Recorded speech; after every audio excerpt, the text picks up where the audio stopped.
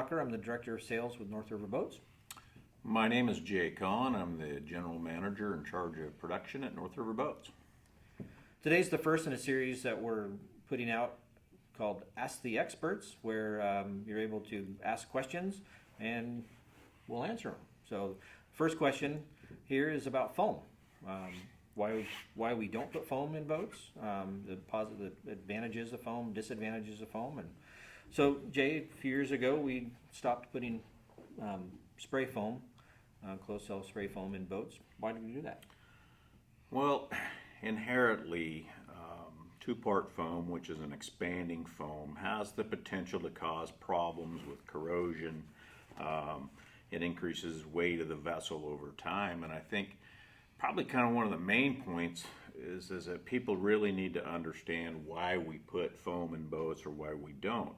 The Coast Guard has a requirement for all vessels 20 feet and under are required to have some type of flotation material inside the boat.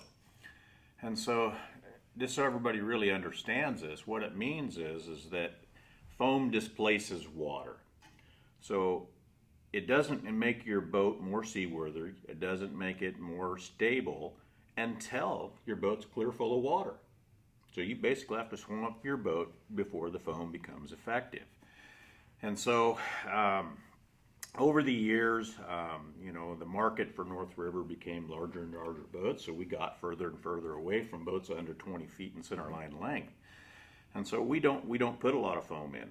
Foam does help with some noise attenuation, but there are other products that are better that don't absorb water.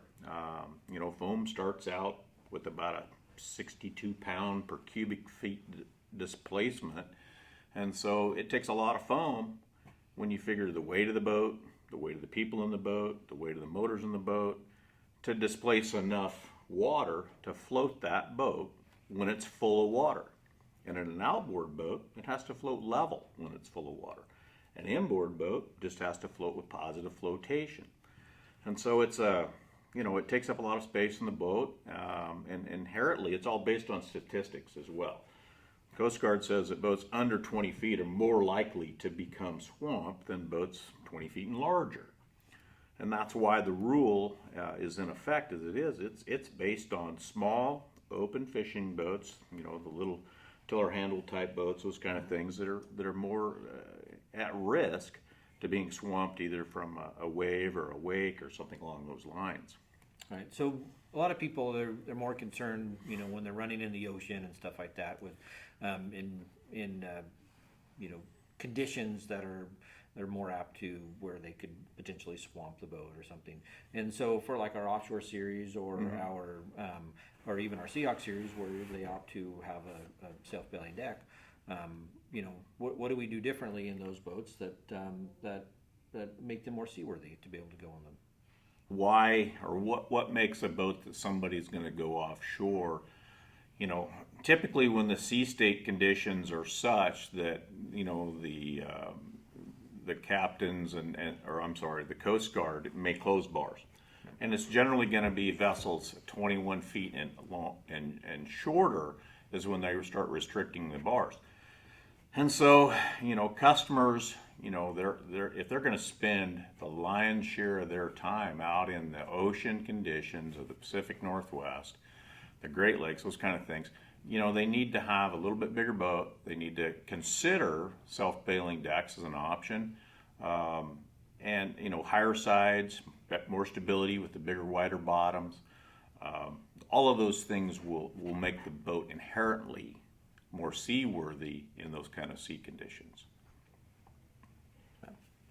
And then, so if somebody has a boat right now that is 8-10 years old, and they have spray foam flotation in the boat now, and they've used their boat a lot in the saltwater,